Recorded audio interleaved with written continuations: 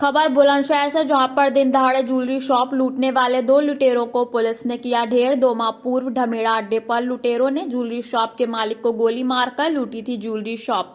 वहीं सिटी कोतवाली और पहासू थाना क्षेत्र में हुई थी लुटेरों और पुलिस की मुठभेड़। वहीं जवाबी फायरिंग में आशीष और अब्दुल पुलिस की गोली लगने से हुए घायल।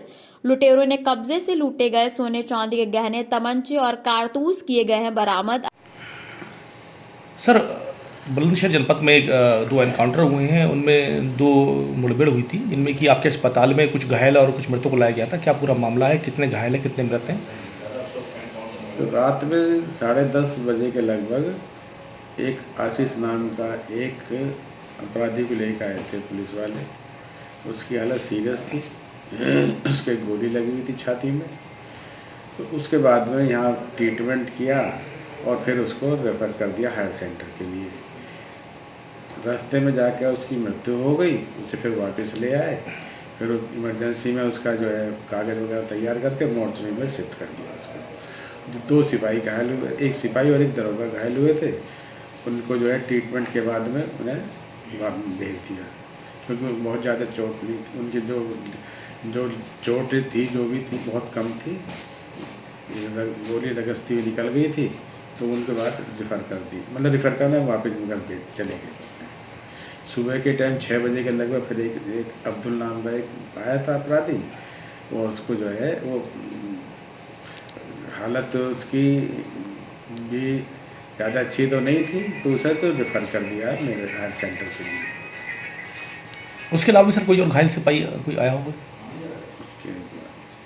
मैं पता करके मैं आपको बताऊँगा। पुलिस ने 2 लुटेरों को मार गिराया है। ये किस मामले में वांछित चल रहे थे और किस तरह का इनका आपराधिक रिकॉर्ड है सर? कुछ दिन पूर्व थाना कोतवाली नगर में एक घटना हुई थी जिसमें कि 2 लोगों ने एक ज्वेलरी शॉप में घुसकर फायरिंग करी थी और कुछ सामान लूट कर ले गए थे। इस घटना से संबंधित अभियुक्तों की गिरफ्तारी के लिए हमारी टीमें लगी हुई थी। इन दोनों अभियुक्त पर 50-50 हज़ार रुपये का इनाम था और ये दोनों ही शातिर किस्म के अपराधी थे जिनका पूर्व का भी लंबा चौड़ा आपराधिक इतिहास था। थाना कोतवाली नगर क्षेत्र में कल देर रात्रि एक मुठभेड़ हुई जिसमें कि आशीष नाम का एक व्यक्ति घायल हुआ था और उसे उपचार के लिए भर्ती कराया गया और उपचार के दौरान बाद में फिर उसकी मृत्यु हो गई। और एक पुलिस इंगेजमेंट थाना पहासू क्षेत्र में हुआ जहां पे कि एक अब्दुल नाम का अपराधी है, उससे पुलिस इंगेजमेंट हुआ और आत्मरक्षा जो पुलिस की कार्रवाई थी उसमें उसके गोली लगी और अभी कुछ देर पहले उसे मृत घोषित कर दिया गया है।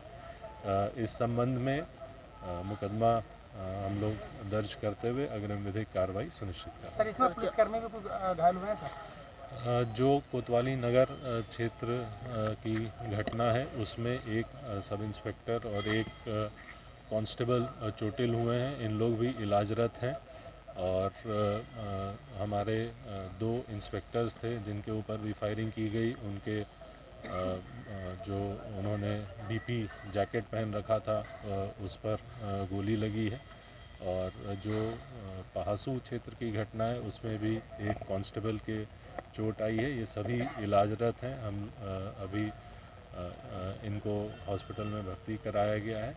वर्तमान में इनकी स्थिति ठीक है बट अंडर ऑब्जर्वेशन। आशीष के ताऊ का कहना है कि सर जो आशीष है उसको पुलिस ने कल पकड़ लिया था, जमानतियों के लिए भी कहा गया था कि जमानती लेकर आप कोर्ट पहुंचिए, लेकिन उसके बाद में अचानक रात को उनको कहना है कि एनकाउंटर खबर मिलती है। ये इस तरीके की बात बिल्कुल भ्रामक है और हम लोग अपनी जो कार्रवाई की हैं वो सारी चीज़ें अकॉर्डिंग टू लॉ और according to provisions of law की हैं। अभियान समाचार के लिए सुरेश भाटी की रिपोर्ट, बुलंदशहर।